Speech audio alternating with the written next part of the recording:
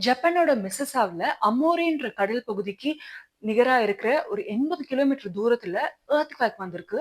And இந்த எர்த்குவேக்னால நெறைய constructions நெறைய வீடுகள்ல வந்து மக்கள் அந்த அதிர்ச்சிய வந்து உணர்ந்திருக்காங்க.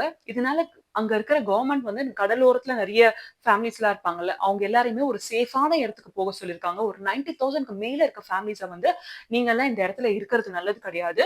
நீங்கலாம் ஒரு சேஃபான இடத்துல இருக்கும்படி" சொல்லியிருக்காங்க. ரிக்வெஸ்ட்டும் பண்ணியிருக்காங்க. அதுக்கான ஒரு அக்காமடேஷனும் வந்து நெறைய பேருக்கு வந்து இப்ப தான் அந்த ப்ராசஸ் போயிட்டு இருக்குன்னும் சொல்லலாம். நெறைய இடத்துல எலக்ட்ரிசிட்டி இல்ல, ட்ரெயின், ஃப்ளைட்ஸ் இந்த மாரியான நெறைய விஷயங்கள வந்து கேன்சல் செஞ்சிருக்காங்க. எர்த்குவேக்கான தாக்கம் வந்து அந்த அளவுக்கு இருந்திருக்கு. அண்ட் இன்னும் நெறைய பகுதிகள்ல வந்து பார்க்க முடியுது. நெறைய ஸ்ட்ரீட்ஸ்ல வந்து அந்த பிரேக்கேஜ் இருந்திருக்கு. நல்ல வேளை எந்த கன்ஸ்ட்ரக்ஷனும் வந்து இடிஞ்சு விழல. ஒரு லேசான அதிர்வுகள் தான் இருந்திருக்கு. 7.6 ரிக்டர் ஸ்கேல் அளவுக்கு இந்த தாக்கம் இருந்திருக்கு அப்படின்னு சொல்றாங்க. அப்ப எந்த அளவுக்கு இது ஒரு பாதிப்பை ஏற்படுத்தியிருக்கும் அப்படின்றது வந்து நம்மளால உணர முடியுது.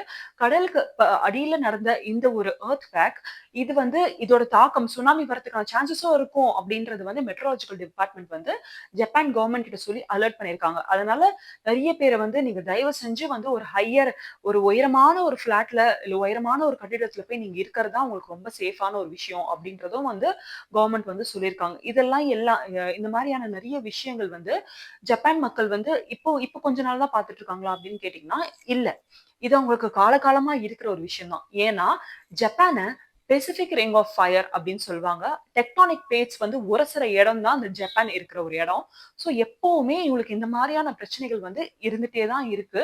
நல்ல வேளை எமர்ஜென்சி டீம் வந்து இந்த மாரியான ஒரு எர்த்குவேக் வந்தத கண்டுபிடிச்சு அது வந்து அலர்ட் பண்ணதுனால, இந்த உயிர் சேதங்கள் எதுவுமே இல்லாம நல்லபடியா வந்து தப்பிக்க முடிஞ்சுச்சு.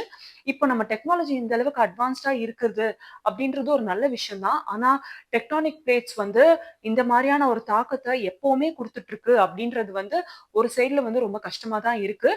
இன்னொரு விஷயம் என்ன சொல்லியிருக்காங்கன்னா, அ இப்ப எர்த்குவேக் வந்துட்டு போயிருக்கு. இதோட தாக்கம் நம்மளுக்கு இப்ப தெரியலனா கூட, இது வந்துட்டு போய் ஒரு 2, 3 நாள் கழிச்சு கூட அந்த சுனாமி வரதுக்கான சான்ஸஸும் இருக்கு அப்படின்னும் சொல்லியிருக்காங்க. நம்ம பொறுத்திருந்து தான் பார்க்கணும். இது எந்த மாரியான இன்னும் நெறைய பிரச்சனைகள குடுக்குமா? இல்ல இதோட முடிஞ்சிருச்சா அப்படின்ட்டு.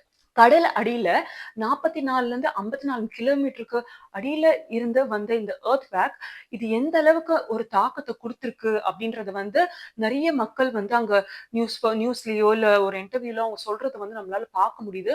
மக்கள் எல்லாருமே அங்க வந்து ரொம்ப கஷ்டத்துல இருக்காங்க. ரொம்ப பயந்து போயிருக்காங்க. ஏன்னா, இது வந்து கடல் பகுதியில வந்து இப்பதான் வந்திருக்கு. சுனாமி வந்திருக்கு. வரதுக்கான சான்ஸஸும் இருக்குன்னு வேற சொல்லியிருக்காங்க. இப்ப வந்து மக்கள் வந்து நெறைய லேசான கன்ஸ்ட்ரக்ஷன் அதிர்வு தான் இருந்திருக்கு. நாங்க வீட்ல இருந்தோம். எங்களால கொஞ்சம் லேசா தான் அத உணர முடிஞ்சுச்சு அப்படின்னு சொல்றாங்க. ஆனா, இது வந்து இதோட முடிஞ்சிருமா? இல்ல இன்னும் நீடிக்குமான்றத வந்து நம்ம பொறுத்திருந்து தான் பார்க்கணும். மெட்ரோலாஜிக்கல் டிபார்ட்மெண்ட்டும், கவர்மெண்ட்டும் சேர்ந்து நெறைய சேஃப்டி மெஷர்ஸ் வந்து எடுத்துட்டு இருக்காங்க. அண்ட் நெறைய டீம் வந்து அலர்ட் ஆயிருக்காங்க. எப்ப வேணா எது வேணா நடக்கலான்ற மாரியான விஷயங்கள் வந்து மெட்ரோலாஜிக்கல் டிபார்ட்மெண்ட் சொன்னதுனால, எல்லாருமே ரொம்ப அலர்ட்டா நெறைய சேஃப்டி மெஷர்ஸ் வந்து பார்த்துட்டு இருக்காங்க.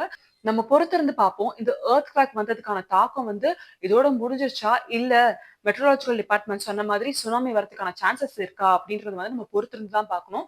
இந்த எர்த்குவேக் வந்ததுன்னே தெரியாம இருக்கிற உங்க ஃப்ரெண்ட்ஸ்க்கு வந்து இந்த வீடியோவ நீங்க லைக் பண்ணிட்டு ஷேர் பண்ணி விடுங்க. அண்ட் நீங்களும் சேஃபா இருங்க.